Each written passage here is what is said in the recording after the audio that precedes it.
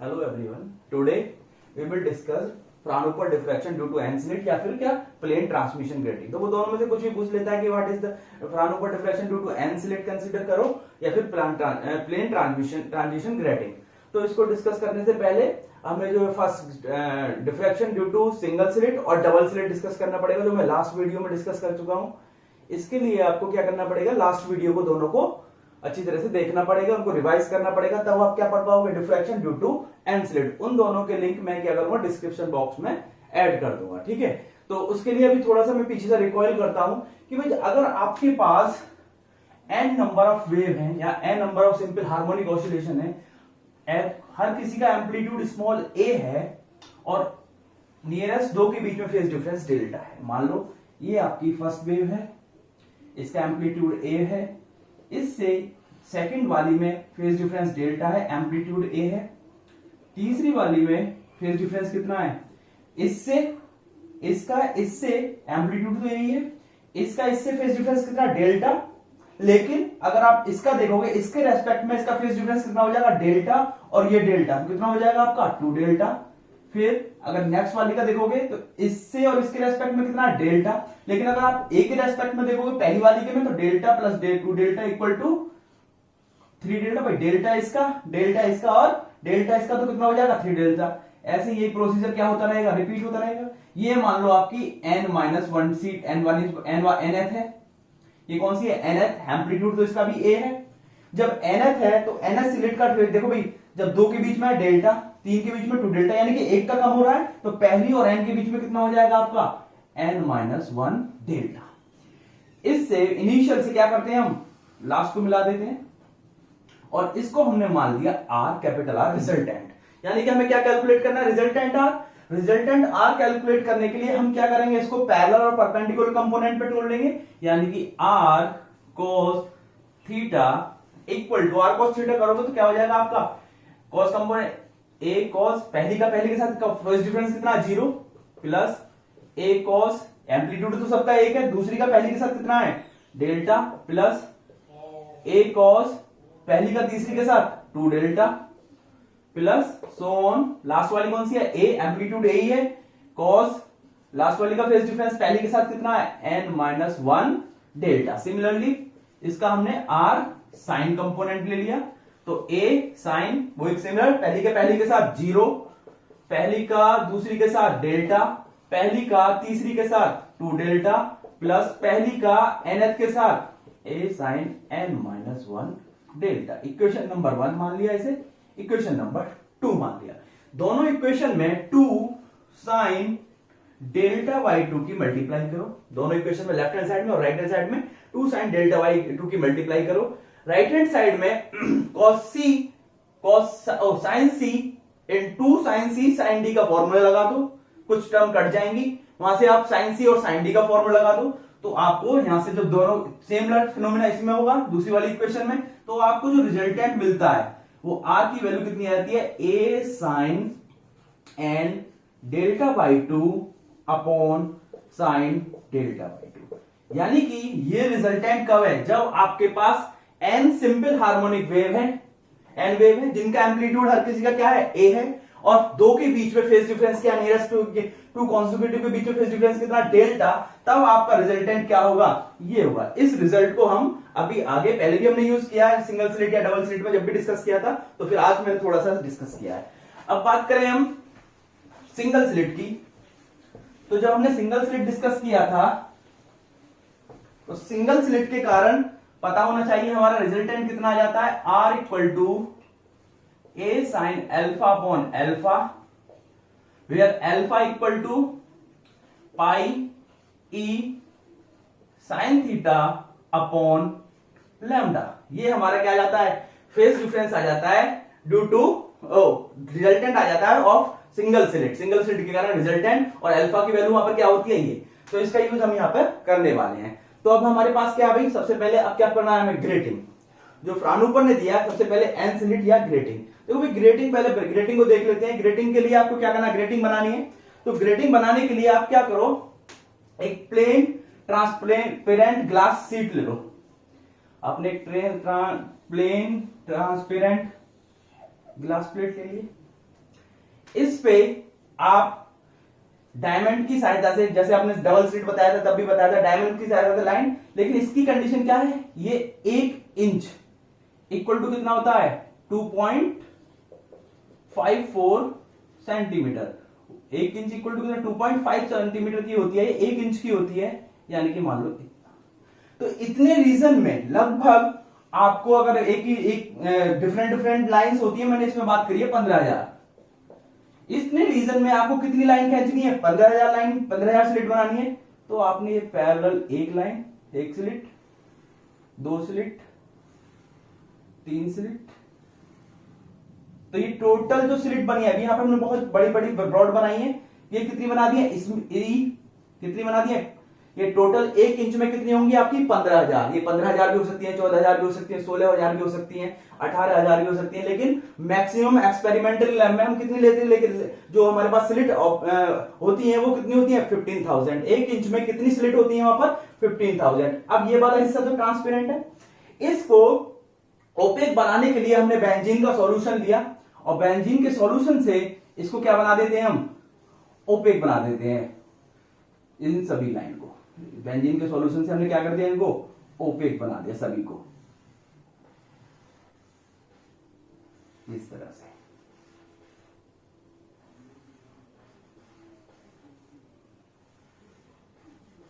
तो ये जो बनी, इसी को क्या बोलते हैं हम, स्लिट बोलते हैं। इसे क्या बोलते हैं, एन स्लिट या ग्रेटिंग बोलते हैं। तो ग्रेटिंग में कितने नंबर ऑफ स्लिट है, लार्ज नंबर ऑफ स्लिट, यानी कि एन क्या है यहां पर, एन इज लार्ज। जब लार्ज नंबर ऑफ स्लिट, इनकी बिड्थ क्या है सबकी ई, सबकी बिड्थ क्या है आपकी ई, और ये जो है स्पेसिंग, ये जो आपकी ये है, ये क्या बोलिए डी, सबकी क्या है डी, डी डी डी। तो आप यहां से देखोगे कि एक स्लिट अगर रिप्रेजेंट कर रही है, तो एक स्लिट कितना रिप्रेजेंट कर रही है, यहां से यहां तक दोनों को बिल्कुल टच कर रही है, टच करने तक क्या है ई, और ये लाइन है ये क्या है आपकी ओपेक जो बना है ये क्या है डी। तो टोटल कितना हो गया ये ई प्लस डी, ये भी कितना हो गया यहां से यहां तक ई प्लस डी, और यहां से यहां तक कितना हो गया आपका ई प्लस डी।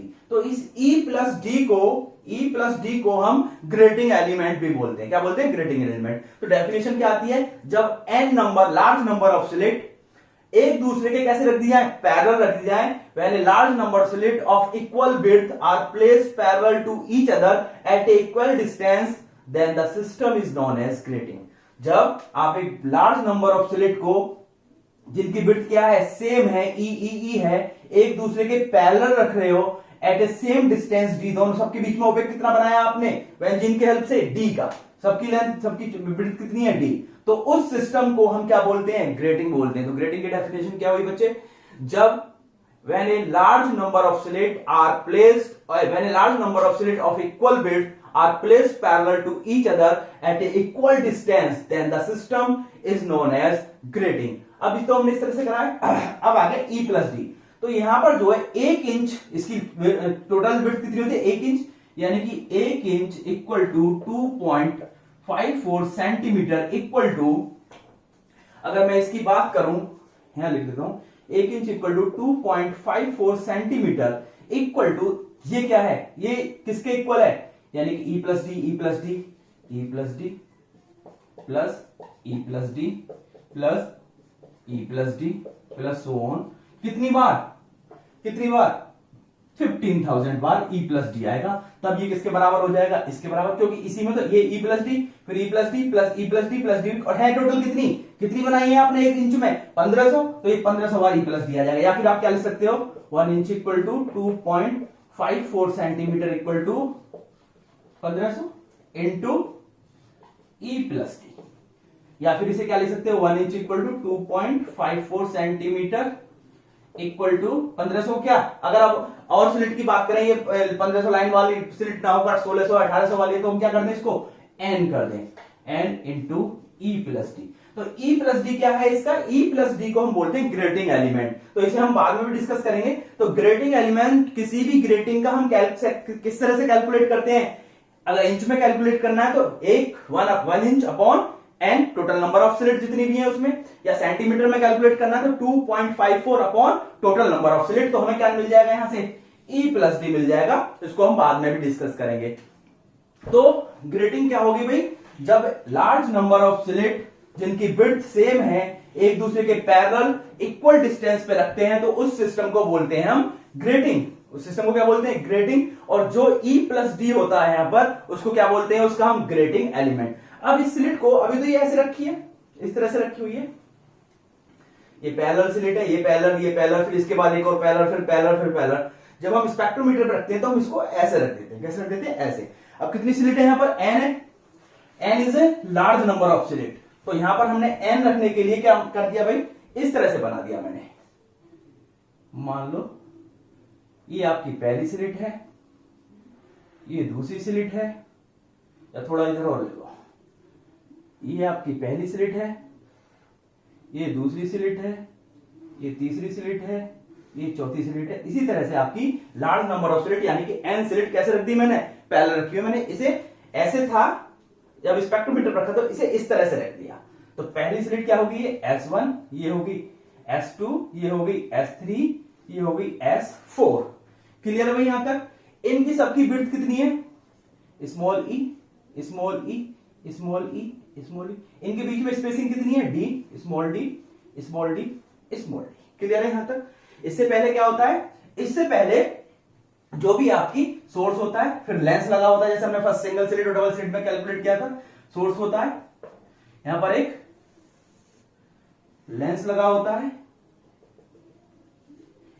इस सोर्स से लेंस पर लाइट आ जाती है इस तरह से, या फिर पहले इसे कर लो, ये मुझे यहां चाहिए तो मैंने पहले यहां बना दी, फिर यहां चली गई, फिर ये यहां, फिर यहां, फिर यहां,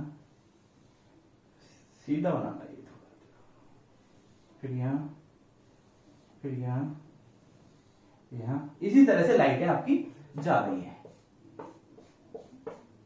थोड़ा ठीक है, इनको इस तरह से आप मिला देंगे।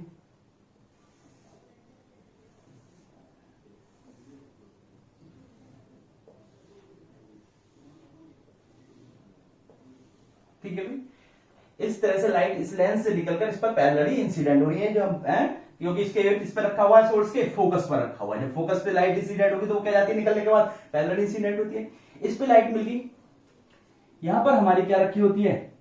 यहां पर मान लो ये स्क्रीन रखी हुई है, ये आपकी स्क्रीन है, एक्स एक्स एक्स। अब कुछ लाइटें तो ऐसी होंगी जो सीधी चली जाएंगी, जो डिफ्रैक्टेड ही नहीं है। मान लो यहां पर फिर क्या लगा होता है? एक लेंस लगा होता है आपका L2, ये भी किस पर रखा हुआ होता है? फोकस पर रखा होता है, स्क्रीन के फोकस पे। तो जब इस पे लाइट पैरेलली इंसिडेंट होगी इस तरह से, ये लाइट गई, ये लाइट गई, ये भी वाली थोड़ी नीचे गई,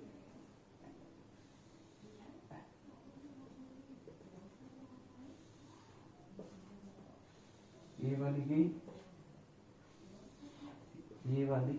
ठीक है, तो ये सब की सब कहां जाके फिर इससे इसके फोकस पर जाकर कंजुगेट कर देंगे। इस तरह से आपको M नॉट पॉइंट। तो M नॉट पर हम देखेंगे कि भाई जो पाथ चल रही है, S1 M नॉट चल रही हो, S1 M नॉट की जगह M ही ले लो इसे, S1 M हो, S2 M हो, S3 M हो, या S4 M हो, सारे के सारे क्या हैं? सेम है। सारे के सारे क्या है? सेम। अब हमने वो लाइट लेंगे जो कुछ एंगल पर डिफ्रैक्टेड हो रही है। मान लो ये मान लो थीटा एंगल पर डिफ्रैक्टेड हुई, ये थीटा एंगल पर, ये भी थीटा एंगल है। हमने उन्हीं डिफ्रैक्टेड रे को कंसीडर किया है जो एक पर्टिकुलर एंगल थीटा पर डिफ्रैक्टेड हो रही है।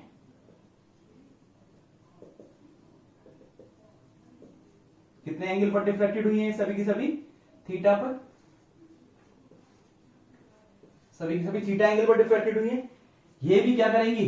फिर से अंदर उधर पॉइंट पर क्या करेंगी? कॉन्जुगेट होंगी, फोकस पर रखी हुई है इस तरह से। इस तरह से आपको दूसरा पॉइंट मिल गया M1। क्लियर है यहां तक? ये लाइट हमारी हमें दो इंटेंसिटी का हमने दो ही ड्रॉ किए हैं। एक तो वो ली है जो सीधी चली गई है, और एक वो ली है जो थीटा एंगल पर डिफ्रैक्टेड हो गई है। तो हमें यहां से 2 पॉइंट मिल गए। 2 पॉइंट पर इंटेंसिटी को चेक करना, M1 और M पर। तो हमने देखा कि भाई जो लाइट सीधी जा रही है वो सेम पाथ चल रही है। जब सेम पाथ है, सेम टाइम में पहुंचेंगी, सेम टाइम से चल रही है, सेम पाथ चल रही है तो सेम टाइम में पहुंचेगी, तो यहां पर जो इंटेंसिटी मिलेगी वो हमें मैक्सिमम मिलेगी, जो हम लास्ट में भी। लेकिन अब हमें क्या करना है, अब इनमें पार्ट डिफरेंस कैलकुलेट करना है। देखना अभी M1 पर हमें जो इंटेंसिटी मिल रही है वो मैक्सिमम मिल रही है या मिनिमम मिल रही है, उसके लिए हम क्या करेंगे, पार्ट डिफरेंस कैलकुलेट करेंगे। अब एक साथ हम सब में तो पार्ट डिफरेंस कैलकुलेट नहीं कर सकते, या तो हम क्या करें, नियरेस्ट दो के बीच में कैलकुलेट कर रहे हैं, तो नियरेस्ट दो के बीच में मैंने पहले ही बताया था, जब हम पार्ट डिफरेंस कैलकुलेट करते हैं तो एक लाइट ये है, दूसरी ये है, तो क्या करते हैं हम एक से दूसरी पर परपेंडिकुलर डालते हैं। जैसे ही हम परपेंडिकुलर डालते हैं एक से दूसरी पर, तो उसका परपेंडिकुलर से अगले वाला भाग क्या हो जाता है, बराबर हो जाता है, और ये वाला जो आ जाता है वो क्या जाता है, पार्ट डिफरेंस। इसके लिए हमने क्या करा, S1 से S2 पर एक परपेंडिकुलर डाल दिया। जैसे ही परपेंडिकुलर डाला तो S1 M1 equal to N M2 हो गया, ये कैंसिल आउट हो गए दोनों, तो पार्ट डिफरेंस कितना बचा सिर्फ आपका S2N। तो पार्ट डिफरेंस यहां से कितना बचा आपका S2N। इस फिगर की जरूरत नहीं है तो इसको मैं रफ कर देता हूं यहां से।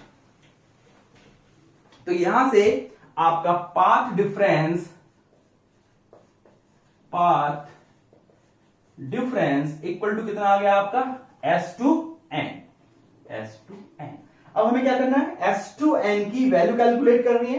S2N की वैल्यू कैलकुलेट करने के लिए मैंने देखा ये एंगल कितना है थीटा, ये एंगल कितना 90, तो ये वाला एंगल कितना हो गया आपका 90 माइनस थीटा, भाई पूरा का पूरा 90, ये बीच वाला ये वाला थीटा, तो ये वाला एंगल कितना होगा 90 माइनस थीटा, ये 90 माइनस थीटा, ये 90, तो ये वाला एंगल कितना हो गया आपका थीटा। तो इन ट्रायंगल S1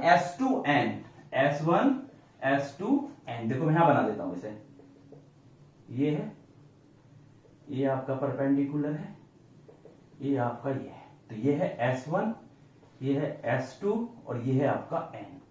ये वाला जो एंगल है ये वाला है थीटा, ये वाला एंगल कितना है आपका थीटा, तो ये वाला एंगल कितना हो जाएगा आपका 90 माइनस थीटा, और ये ऑलरेडी कितना 90, ये 90 माइनस थीटा, ये 90, तो ये वाला एंगल कितना हो गया थीटा। यहां पर ये बीच में ये टोटल यहां से यहां तक कितना है आपका, यहां से यहां तक E, और ये यहां से यहां तक D, भाई यहां से यहां तक तो आपका क्या हो गया, ये E हो गया, और यहां से यहां तक क्या है D, तो टोटल कितना है ये E प्लस D। तो आपको ये पता है, ये निकालना है, यानी कि क्या पता है, परपेंडिकुलर और हाइपोटेनस पता है। परपेंडिकुलर और हाइपोटेनस से क्या निकालते हो आप, साइन, तो sine theta equal to perpendicular क्या है आपका S2N अपॉन S1 S2, तो S2N इक्वल टू कितना हो गया आपका S1 S2 साइन थीटा। तो S2N किसके बराबर है, पार्ट डिफरेंस, तो पार्ट डिफरेंस आपका कितना आ गया, path difference equal to S1 S2 कितना है, S1 S2 E plus D sine theta, equation number 1। ये आपका पाथ डिफरेंस। अब आपको पता है according to the relation between phase difference and path difference, phase difference कितना हो जाएगा आपका, फेज डिफरेंस इक्वल टू कितना हो जाएगा भाई 2 pi by lambda into path difference, 2 pi by lambda into path difference. तो फेज डिफरेंस यहां हमने माना है, कितना माना है भाई, फेज डिफरेंस हमने दोनों के बीच में फाई माना है, तो फाई इक्वल टू कितना आ गया बच्चे 2 pi by lambda, path difference कितना आया आपका E plus D sine theta, तो 2 pi by plus E plus D sine theta, equation number 2। तो ये हमारा क्या मिल गया, हमें फेज डिफरेंस मिल गया नियरेस्ट टू के, नियरेस्ट जो टू स्लिट हैं उनसे जो रिजल्टेंट मिल रहा है उनके कारण फेज डिफरेंस मिल गया। क्लियर है यहां तक। अब बात करते हैं हम स्लिट की। तो ये स्लिट है हमारे पास S1 S2 S3 S4 Sn तक है, लास्ट तक हमने सिर्फ कौन सी कितनी कंसीडर की है, 4 कंसीडर की है। तो जितनी भी स्लिट है कैसे बिहेव कर रही है, अब as a secondary source behave कर रही है अकॉर्डिंग टू हाइगन्स थ्योरी, सारी की सारी कैसे बिहेव कर रही है, as a new source behave कर रही है। और इनके द्वारा जो निकल रहा है सिंगल स्लिट, अगर मैं बात करूं सिंगल स्लिट की, तो सिंगल स्लिट के कारण रिजल्टेंट कितना मिलता है आपको, R equal to a sine alpha upon alpha, यानी कि ये भी कितना रिजल्टेंट दे रही है, ये वाली S4 स्लिट कितना रिजल्टेंट दे रही है मुझे, A sine alpha upon alpha. S3 कितना दे रही है, A sine alpha upon alpha. S4 कितनी दे रही है, L sine alpha upon alpha. S4 कितनी दे रही है, S1 कितनी दे रही है, A sine alpha upon. Sn कितना दे रही है, A sine alpha upon alpha, यानी कि रिजल्टेंट सेम है। टोटल नंबर ऑफ स्लिट कितनी है आपकी, कैपिटल एन। नियरेस्ट दो के बीच में फेज डिफरेंस कितना है, अभी कैलकुलेट किया है 5। तो क्या होगी आपके पास एन सिंपल हार्मोनिक वेव होगी, एन वेव हो गई जिनका रिजल्टेंट भी सेम है, जिनका एम्पलीट्यूड सेम है, रिजल्टेंट मतलब एम्पलीट्यूड सेम है, जिनका सबका amplitude a sine alpha upon alpha है। Total number of n slit है और दो के बीच में फेज डिफरेंस कितना है 5। Then according to the theory of simple harmonic wave, if there are simple n harmonic wave whose amplitude is a and phase difference between two consecutive is delta, then their resultant are equal to a sin n delta by 2 upon sin delta by 2। ये हम पहले discuss कर चुके हैं। तो उनका जब आपके पास n सिंपल हार्मोनिक वेव होती है जिनका एम्पलीट्यूड सेम होता है a और नियरेस्ट दो के बीच में फेज डिफरेंस डेल्टा होता है, तब रिजल्टेंट कितना होता है r। अब भी आपके पास कितनी स्लिट है n, कितनी स्लिट है n, तो आपको कितने वेव मिलनी है रिफ्रैक्टेड n।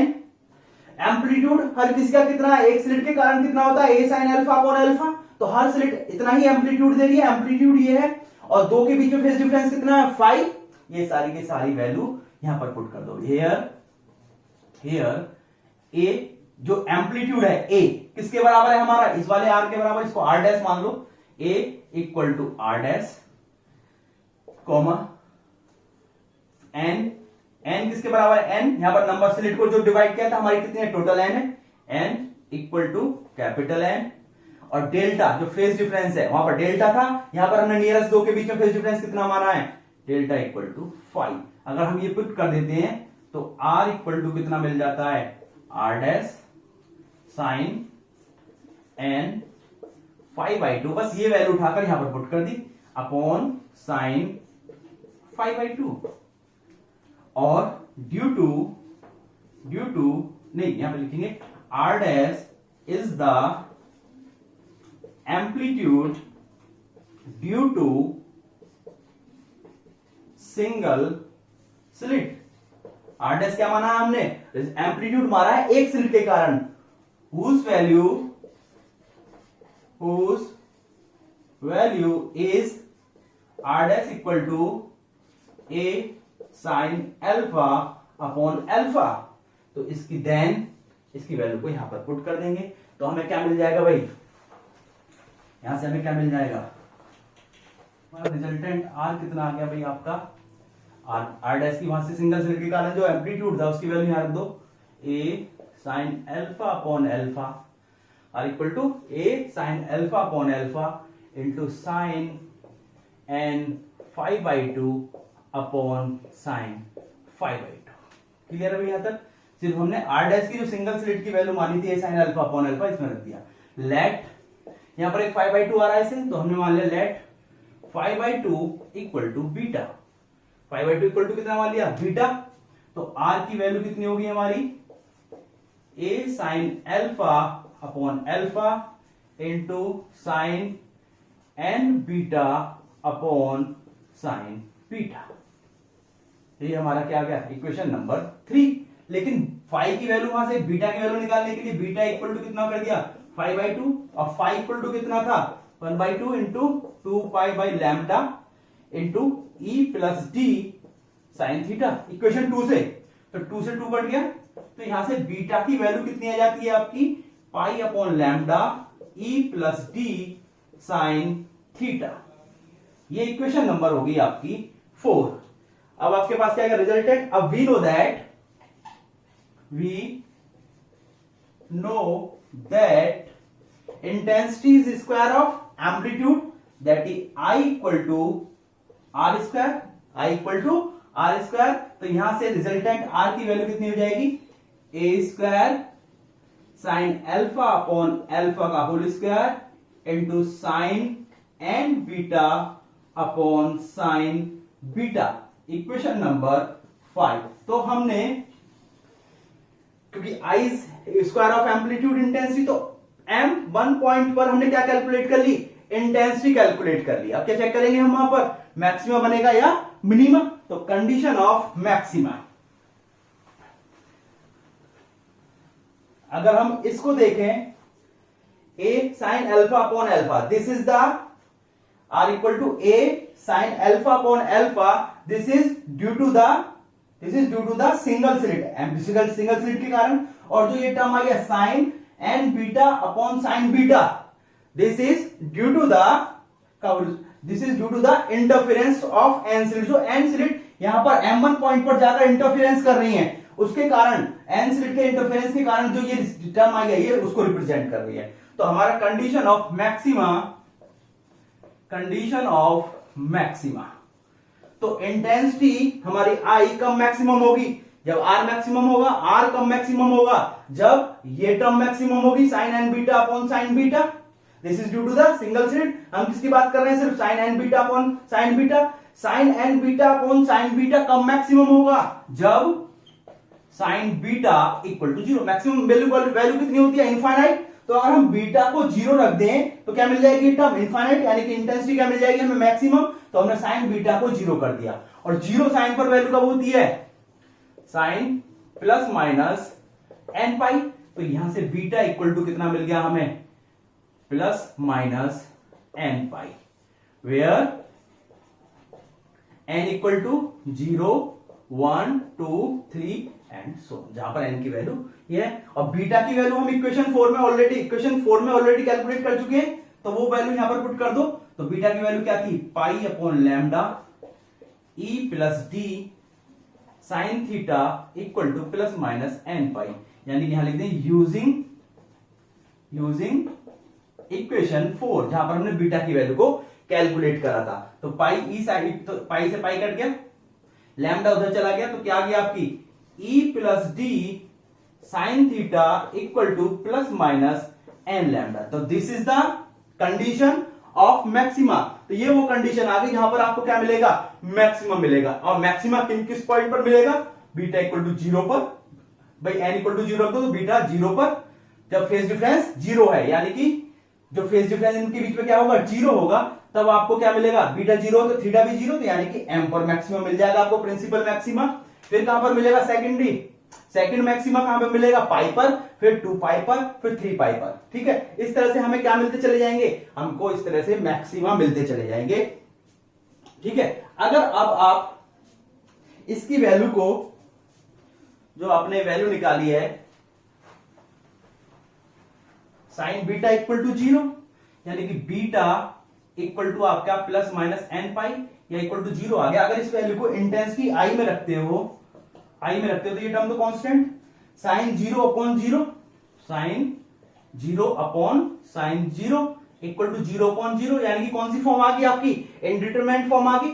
हम क्या कैलकुलेट करना चाह रहे हैं? हम m1 पॉइंट पर मैक्सिमा, प्रिंसिपल मैक्सिमा की इंटेंसिटी कैलकुलेट कर रहे हैं। तो हमने देखा कि इंडिटरमिनेट फॉर्म आ गई।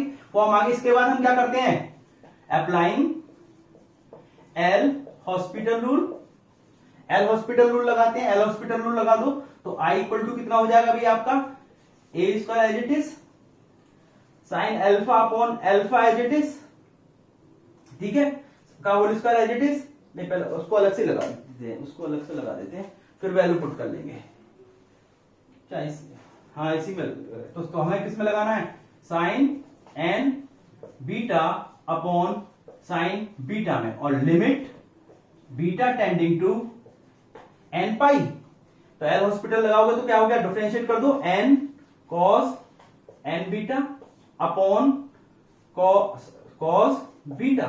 बीटा की वैल्यू एन पाई रख दो तो कॉस एन पाई, या कॉस 0 1, यहां से भी कॉस 0 1, तो आपको इसकी वैल्यू कितनी आ जाएगी? N. Then maximum intensity become, अब मैक्सिमम इंटेंसिटी कितनी आ गई आपकी? I equal to R square और A square sine alpha upon alpha का होल स्क्वायर, और sine N beta upon sine beta की वैल्यू कितनी आई आपको? मैक्सिमम एन, तो ये एन स्क्वायर। तो यहां से अगर आप देखोगे तो ये आपकी क्या आ गई?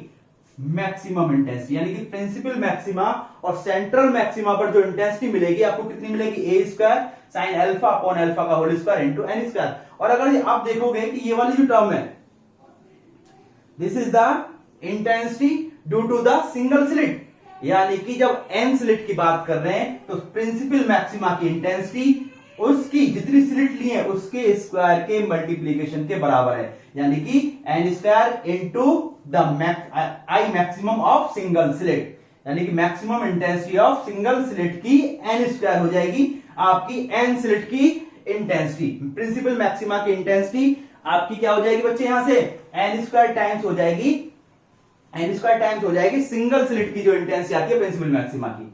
अब किसकी बात करेंगे हम, कंडीशन ऑफ मिनिमा। तो कंडीशन ऑफ मिनिमा के लिए ये टर्म क्या होनी चाहिए, मिनिमम, मिनिमम कितनी होगी 0, यानी कि साइन एन बीटा क्या करोगे आप, sine N beta equal to 0, but sine beta not equal to 0, क्योंकि साइन बीटा पे ऑलरेडी आप कैलकुलेट कर चुके हो प्रिंसिपल मैक्सिमा। तो sine N beta equal to 0 equal to sine plus minus M pi. तो N beta equal to plus minus M pi. अब बात करते हैं एम की, यानी कि जो मिनिमा है हमें कहां कहां मिलेंगे, तो m equal to 1 2 3 4 and so on, और एन माइनस 1 कहां तक मिलेंगे हमें, n minus 1, but m not equal to 0 n 2 and so on n. क्यों, देखो भी जैसे ही आप m इक्वल टू 0 रखते हो, यहां पर m इक्वल टू 0 रखते हो तो बीटा इक्वल टू कितना आ गया 0, और जब बीटा इक्वल टू 0 आ गया और beta equal to plus minus N pi और n इक्वल टू 0 1 2 3, एक इसकी कंडीशन थी मैक्सिमा की। तो बीटा इक्वल टू 0 रखते हो और यहां पर n इक्वल टू 0 रखते हो तो बीटा इक्वल टू 0 पर ऑलरेडी क्या मिल चुका है, मैक्सिमा, तो m is not equal to 0। अगर यहां पर आप m इक्वल टू n रखते हो, तो यहां से बीटा इक्वल टू कितना मिल जाएगा, n से n कट गया, m इक्वल टू n रखते ही n से n, तो बीटा इक्वल टू कितना मिल गया पाई। ऑलरेडी n इक्वल टू 1 पर बीटा इक्वल टू कितना मिल गया पाई, पाई पर ऑलरेडी हमें क्या मिल चुका है, मैक्सिमा मिल चुका है। तो इसे ऐसे ही तो 2 पाई 2n nn तक हमें क्या मिलता चला जाएगा, मैक्सिमा मिलता चला जाएगा। अब क्या करें भाई हम, तो हमने देखा कि ये इस तरह से हमारा ये किस पे, बीटा इक्वल टू 0 पर हमको क्या मिला, प्रिंसिपल मैक्सिमा। क्या मिला हमें, प्रिंसिपल मैक्सिमा। फिर हमने देखा फिर किस पे मिला है, beta equal to m equal to n पर किस पे मिला है, पहला मिला m इक्वल टू 0 पर, और फिर किस पे मिला मैक्सिमा, m इक्वल टू 1 पर। ये तो प्रिंसिपल मैक्सिमा हो गया। फर्स्ट मैक्सिमा कहां पर मिला है हमें, m इक्वल टू 1 पर, m इक्वल टू 1 यानी कि बीटा इक्वल टू पाई पर हमें क्या मिलेगा, सेकेंडरी मैक्सिमा। और इसके बीच में, इन दोनों के बीच में m equal to 0, m equal to यहां से क्या है 0 टू n माइनस 1 के बाद क्या आएगा n, 0 टू n तक हमें कितने मिनिमम मिल रहे हैं, n माइनस 1, यानी कि यहां पर हमें कितने मिनिमम मिलने वाले हैं, इन पॉइंटों पर, इन दोनों मैक्सिमा के बीच में कितने मिनिमम मिलेंगे हमें, n माइनस 1। देखो भाई m इक्वल टू 0 रखा तो यहां पर 0 वाली स्टार्टिंग वैल्यू, तो यहां पर आ गई 0। जब m इक्वल टू n रखा तो n माइनस 1 के बाद n आ गया, और मिनिमम कहां का मिल रहा है 1 2 3 4 5 n माइनस 1, तो यहां पर आपको n माइनस 1 दोनों मैक्सिमा के बीच में क्या मिल गया, मिनिमम।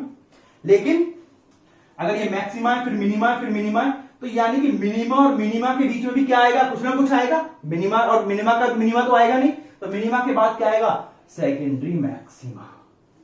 मिनिमा के और जिनकी इंटेंसिटी क्या होगी, डिक्रीज करेगी। तो यहां पर हमें क्या कैलकुलेट करना पड़ेगा, सेकेंडरी मैक्सिमा। और सेकेंडरी मैक्सिमा कितने आएंगे भाई, सेकेंडरी मैक्सिमा कितने आएंगे, इससे एक कम, इससे एक कम। यहां पर सेकेंडरी मैक्सिमा आएंगे n माइनस 2, क्योंकि n माइनस 1 क्या है, मिनिमा, और इन हर दो के बीच में एक सेकेंडरी मैक्सिमा एग्जिस्ट करेगा, तो सेकेंडरी मैक्सिमा कितने आएंगे आपके, n माइनस 2। तो आपको क्या कैलकुलेट करना है यहां पर, कंडीशन ऑफ सेकेंडरी मैक्सिमा। अब condition of secondary maxima calculate करेंगे, ठीक है भाई। लेकिन उससे पहले मिनिमा की कंडीशन देखो, यहां पर अगर आप बीटा की वैल्यू पुट कर दो तो यूजिंग इक्वेशन 4 थी बीटा वाली, तो यहां पर रख दो, तो n pi upon lambda e plus D sine theta equal to plus minus m pi. Pi से पाई कैंसिल आउट हो गया, तो n e plus D sine theta equal to plus minus m lambda. तो आप देखो कि maxima और minima की कंडीशन में क्या डिफरेंस है। एक तो लेफ्ट हैंड साइड में नंबर ऑफ स्लिट आ गया मिनिमा की कंडीशन में, और इधर एम आ गया, और एम की वैल्यू क्या है 1 2 3 4 n माइनस 1, और where m not equal to 0 and 2n। अब क्या करना है भैया आपको, अब आपको this is the condition of minima, this is the condition of minima. अब क्या करना है भैया आपको, कंडीशन ऑफ सेकेंडरी, इसे रफ कर दो, आपको जरूरत नहीं है। तो condition of secondary maxima calculate करनी है आपको, कंडीशन ऑफ सेकेंडरी मैक्सिमा। अगर सिंगल स्लिट पे जाए तो सेकेंडरी मैक्सिमा के लिए हमने क्या किया था, इंटेंसिटी को अल्फा के रेस्पेक्ट में डिफरेंशिएट कर दिया था और इक्वल टू 0 पुट कर दिया था। यहां पर क्या है बीटा, तो differentiating intensity I with respect to beta and put equal to 0। Intensity I की वैल्यू कितनी आई है हमारी, A square sine alpha upon alpha का whole square sine N beta upon sine beta का होल स्क्वायर। डिफरेंशिएट कर दो, A square as it is sine alpha upon alpha as it is, इसका 2 का कर दो पावर का पहले 2 sine N beta upon sine beta into numerator denominator का लगा दो sine square beta, sine beta as it is into sine N beta का कितना हो गया n cos n beta minus sine N beta as it is into cos beta equal to 0। Clear है भाई, equal to 0। अब या तो ये टर्म इक्वल टू 0 होगी, या ये टर्म इक्वल टू 0 होगी, या ये टर्म इक्वल टू 0 होगी। भाई हमें रिजल्टेंट 0 मिल रहा है तो कोई ना कोई टर्म 0 होगी। ये टर्म 0 नहीं हो सकती क्योंकि this is the amplitude due to single slit. This term, अगर इस टर्म की बात करें, this is the due to the superimpose interference के कारण sine N beta upon n beta, तो ये term should be equal to 0। तो आपको क्या मिल जाएगा, यहां से बाकी की टर्म सब 0 में चलेगी, तो क्या बचेगा sine beta into n cos n beta minus sine N beta into cos beta equal to 0। इस साइन स्क्वायर बीटा बचा, इसे भी हम किस में ले गए 0 में ले गए, तो सिर्फ ये टर्म बची। तो यहां से कितना आ गया एन को बाहर ले लू, sine beta cos n beta equal to, इसको उधर ले गए हम sine N beta into cos beta. ठीक है भाई, इसको sine N beta sine b cos beta को उधर ले आओ और कॉस एन बीटा को उधर ले जाओ, तो क्या हो जाएगा भाई आपके पास हो जाएगा n sine beta upon cos beta को उधर ले आए equal to sine N beta, और इस कॉस एन बीटा को उधर ले गए अपॉन कॉस एन बीटा। तो यहां से आपको क्या मिल गया n tan beta equal to tangent n beta. Equation number 6 या 7 जो भी है आपकी। तो ये इक्वेशन आ गई। दिस टाइप की इक्वेशन को हम कैसे सॉल्व करेंगे, ट्रिग्नोमेट्री से सॉल्व करेंगे। तो हमने एक n beta tangent n beta tangent n beta, angle कितना मान लिया एन बीटा, एक ट्रायंगल बना लिया ए बी सी, और ये एंगल कितना मान लिया हमने एन बीटा, ये एंगल कितना मान लिया एन बीटा। तो एन बीटा इक्वल टू कितना होता है परपेंडिकुलर अपॉन बेस, यानी कि A B upon B C, A B upon B C, और इसकी वैल्यू किसके बराबर है एन टेन बीटा अपॉन 1, यानी कि ए बी की वैल्यू कितनी हो गई यहां से, ए बी की वैल्यू होगी एन टेन बीटा, और बी सी की वैल्यू कितनी होगी 1, तो ये तो होगी 1 और ये होगी एन टेन बीटा। परपेंडिकुलर पता है, बेस पता है, हाइपोटेनस क्या हो जाएगा आपका स्क्वायर रूट 1 का square 1 plus N square tan square beta, n square tan square beta. अब हमें क्या निकाले इंटेंसिटी ऑफ सेकेंडरी मैक्सिमम, और आई क्या है आपका, आई इक्वल टू कितना है A square sine alpha upon alpha का whole square sine N beta upon sine beta का होल स्क्वायर। क्लियर है? तो intensity of secondary maxima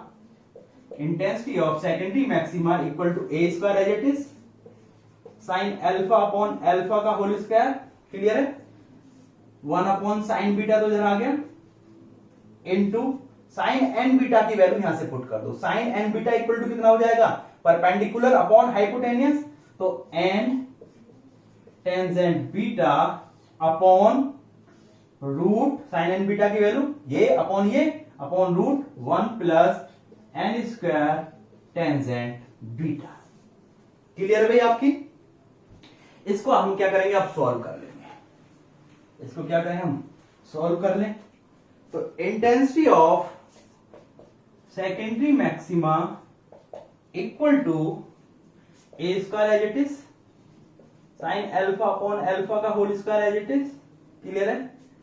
sign 1 upon sine beta, ठीक है, 1 upon sine beta, N as it is, tangent beta को तोड़ दो फिर से, साइन एन बीटा क्या टूट जाएगा, sine beta upon cos beta square root 1 plus N square, tan beta को फिर से तोड़ दो, sine beta upon cos beta, tan square है, टेन स्क्वायर बीटा। ट्रायंगल में भी अगर गलत हो गया बाय मिस्टेक तो यहां पे जो रूट आएगा 1 plus N square tan square beta, क्योंकि ये जो है एन टेंजेंट बीटा है और इसका स्क्वायर क्या होगा, n square tan square beta.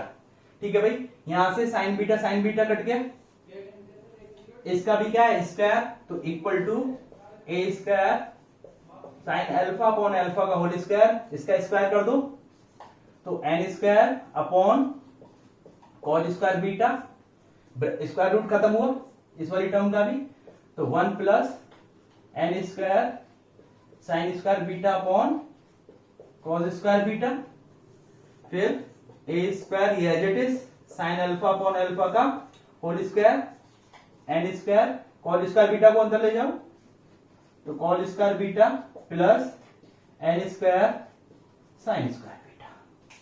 Clear है भाई यहां तक?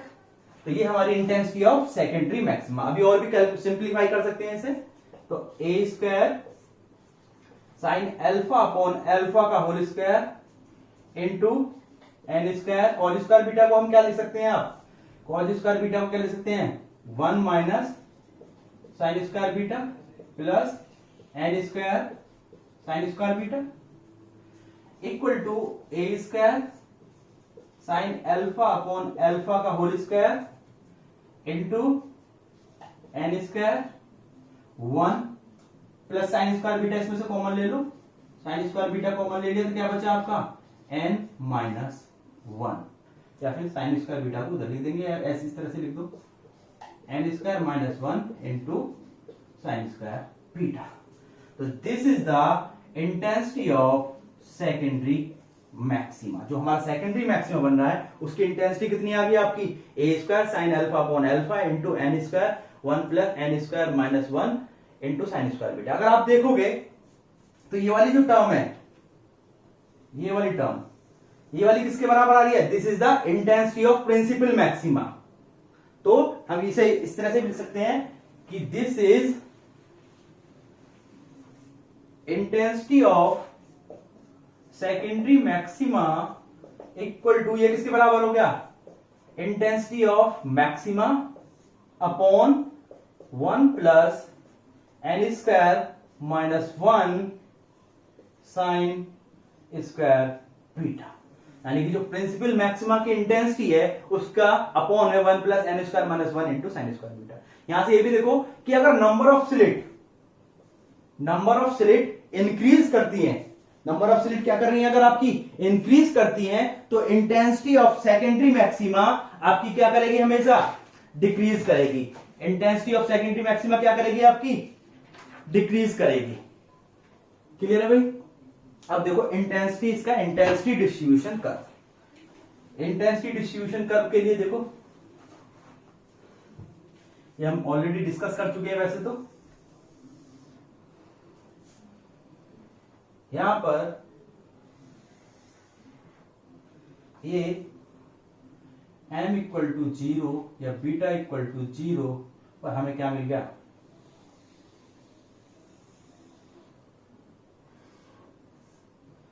प्रिंसिपल मैक्सिमा और सेंट्रल मैक्सिमा। ठीक है, इसके बाद प्लस पाई, एम की वैल्यू क्या आई प्लस पाई और एम की value minus pi, M equal to plus minus M pi पर हमें क्या मिल रहा है, फर्स्ट मैक्सिमा। यहां पर क्या मिल जाता है हमें, फर्स्ट मैक्सिमा, जिसकी इंटेंसिटी क्या होगी भाई, थोड़ा सा इधर ले लो जिससे कि बन जाए थोड़ी सी उससे कम हो। ये आ गया आपका, ये थोड़ा इधर ले लो,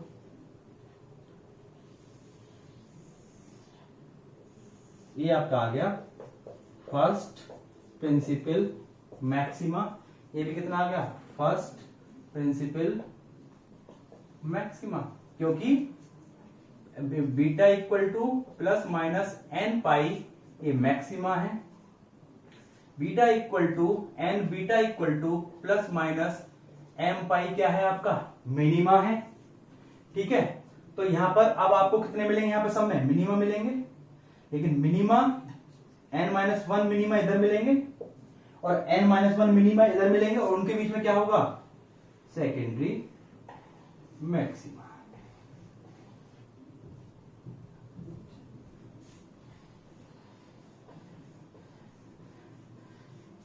तो इन दोनों के बीच में कितने मिनिमा हैं, n माइनस वन मिनिमा और n minus two secondary maxima. तो this is the intensity distribution curve of N slit और ग्रेटिंग। तो ये हमारा पूरा था कि अगर क्वेश्चन आता है कि what is the Fraunhofer diffraction, discuss the diffraction due to N slit and draw its intensity distribution curve, तो उस केस में हमें ये सब आपको डिस्कस करना है। ठीक है भाई, और जो इसके समझने के लिए पहले हमें हमारी जो लास्ट वीडियो थी सिंगल स्लिट डबल स्लिट की वो देखनी है। Thank you.